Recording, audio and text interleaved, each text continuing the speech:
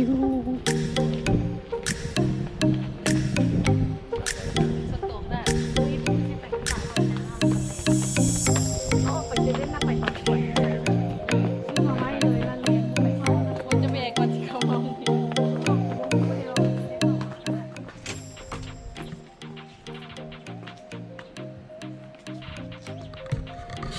Yes มาฮอดแล้วทอสกานาเนาะอยู่เขาใหญ่ตอนนี้กำลังสิเข้าไปเช็คอินอยู่ล็อบบี้ก่อน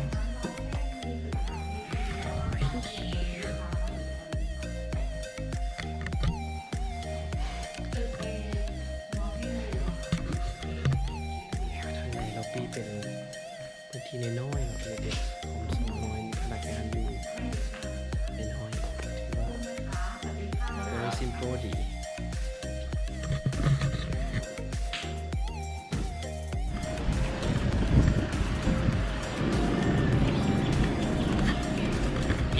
ตอนนี้กำลังไปห้องพักแล้วเนาะเมื่อกี้ผ่านเช็คอินเมียงเรียบร้อยแล้วก็หากระหู้เนาะว่าโครงการอยู่นี่มันมีหลายกว่าโรงแรมอันเดียวเนาะที่จริงทอสกานามันเป็นชื่อของโครงการเนาะทอสกานาบาเล่เข้ามานี่มันจะมีโรงแรมตั้งว่า3โรงแรมเนาะแล้วก็มีห้านอาหารมีคาเฟ่เมียงครบเลยมีสนามกอล์ฟอีกแล้วก็มีพวกแบบบ้านจัดสรรอย่างหลายอัน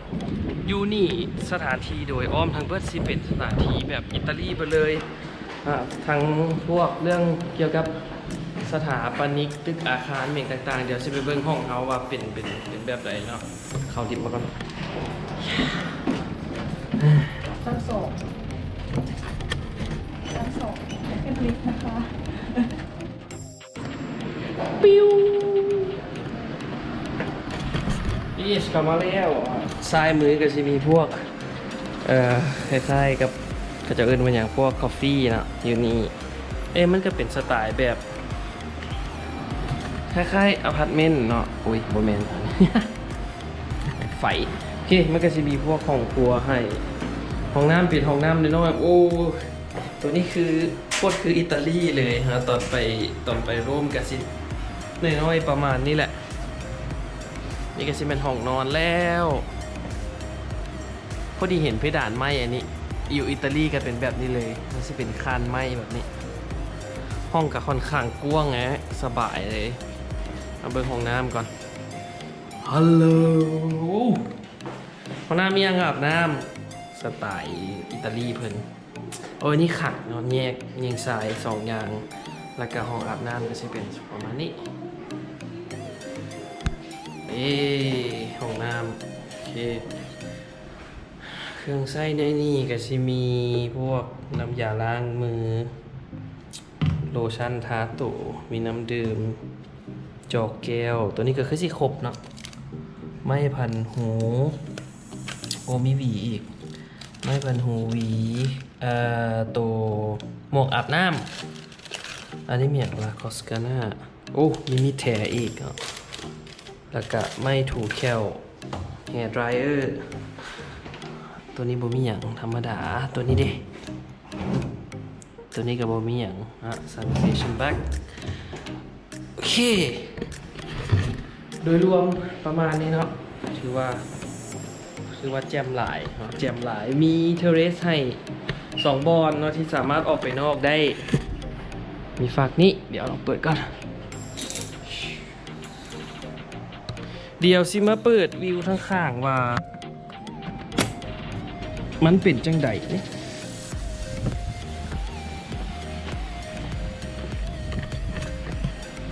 บ่ฮู้ว่าเห็นบรรยากาศ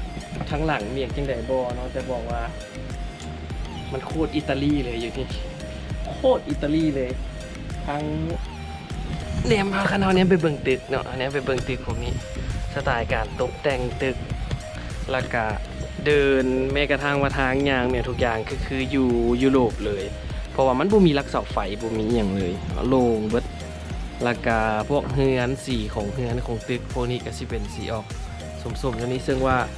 ตอนไปอิตาลีก็สิเป็นประมาณนี้แหละมันเป็นประมาณนี้แต่ว่าเขาเจ้าสิเป็นยังไงเขาเจ้าอาจจะเฮ็ดโทนสีมีอย่างไรคืออยู่พุ่นเนาะแต่แน่นอนว่าเรื่องโครงสร้างของอย่างมันก็เป็นแบบใหม่น้ำลาย เดี๋ยวจะว่าไปเบิ่งอีกฝากนะอีกฝากก็มีอีกฝากว่าฝากที่สิเป็นยังไงฝากนี่ก็มีทางให้ออกคือกัน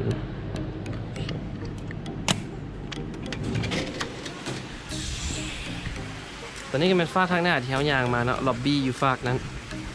มันก็สิมีตึกแบบ 3G ก็เลขโรมัน3E อยู่ฝากนั้นอันนี้มันวิวโดยรวมฮะคือสภาพมี Ferrari และ Lamborghini มาจอดแห่งสีงามโอเคอันนี้เป็นห้องพักกับซิมีมีหน่อยๆประมาณนี้เนาะเมียว่าอย่างเกาะอย่างโคตรนุ่มเลยเมียว่าเดี๋ยวสิมาลองเบิ่งลองว่าเตียงนุ่มแท้บ่โอเคนุ่มอีหลี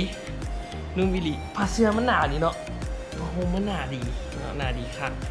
เดี๋ยวที่เข้าไปเขตของ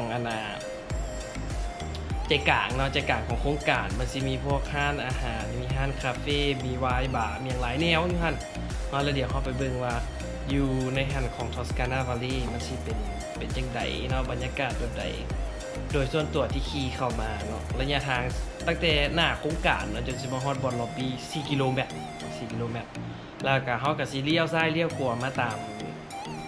ทางบ้านเมียงโครงการของเจ้าเขาแหละแต่ทีแน่ๆก็คือว่าพื้นที่ส่วนใหญ่มันเป็นเขตของสนามกอล์ฟเป็นส่วนใหญ่วิวโคตรดีสถานที่โคตรงามเนาะเดี๋ยวเขาไปเบิ่งเรื่องอาหารกับเครื่องดื่มมันสิเป็นจังไดเดี๋ยวท่าเบิ่ง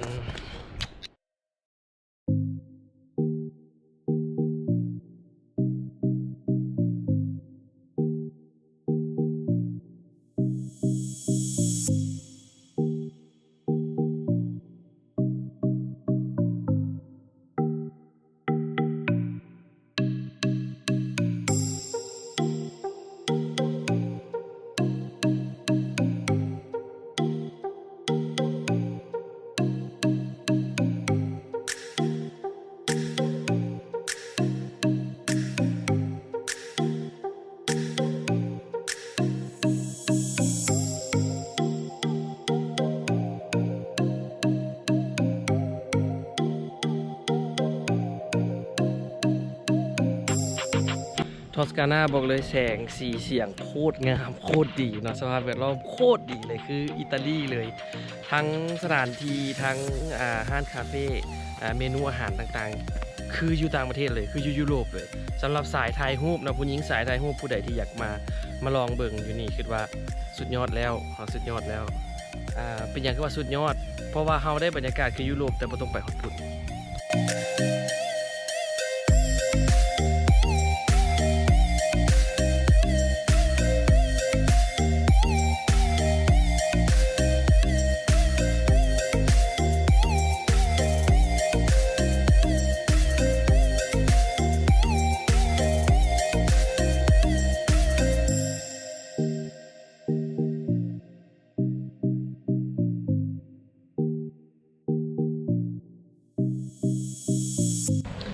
มุมตัวนี้อยากบอกว่าโคตรคืออิตาลีเลยเนาะ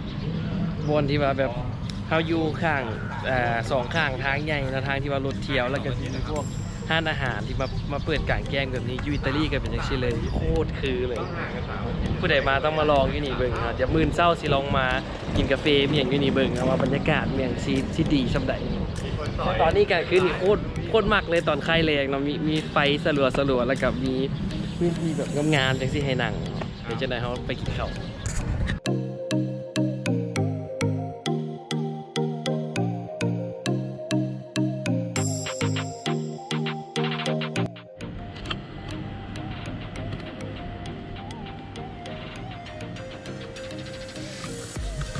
Good morning เจอกันอีกแล้วคลิปนี้ตอนนี้อยู่ทอสกานาเนาะเศร้านี่นะครับเศร้านี่แมนเฮาสีมีแต่กินข้าวเศร้าแล้วก็สิเลาะถ่ายรูปอยู่นี่เนาะเพราะว่าเมื่อวานนี้มันแดดร้อนแน่กันเลยว่าสิโยกการถ่ายรูปมาเป็นมื้อเศร้านี่เปิดเศร้าเลยนะครับแล้วก็สวยเขาจะกลับตอนนี้แมนอยู่ที่ยิมของทอสกานาเนาะยิมมันเป็นยิมน้อยๆตัวนี้มันตัวนี้มันเป็นยิมน้อยที่อยู่กับหลายบอลแล้วก็แจกกระจายกันไปเพราะว่าสถานที่นี่มันกว้างหลายบ่ฮู้ว่ายิมใหญ่อยู่ไสนะยังบ่ได้ไป เบิ่งเถื่อนแต่เท่าที่มาเบิ่งอยู่นี่ยิ้มน้อยกับพอดีได้เนาะมีพวกดัมเบลไฮลินและเครื่องอยู่นี่ก็โคตรมาตรฐานเลย เพราะว่าจากการสัมผัสจากการเน่งเมียของแต่ละอันกะ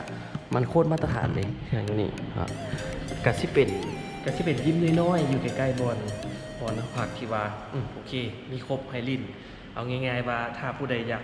เหงื่อออกมันก็ตอบสนองได้เต็มที่อยู่ได้ที่อยู่ถึงว่าสิบ่ครบคือยิ้มใหญ่ๆก็อยากแต่ว่าอย่างน้อยเขาก็สามารถเล่นแขนเล่นขาหนึ่งได้โอเค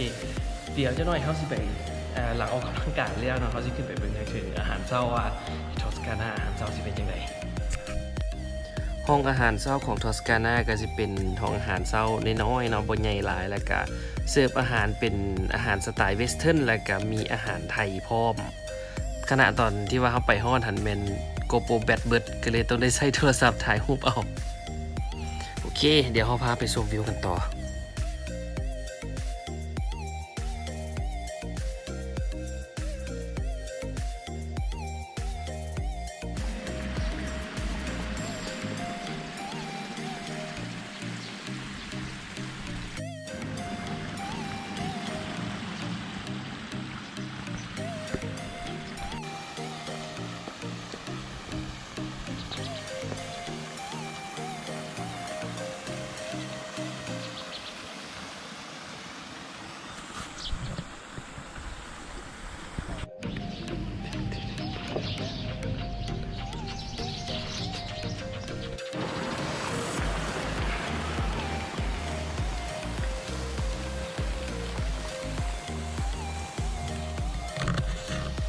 วิวโคตรดีนะเหมาะแก่การถ่ายรูปขนาดเล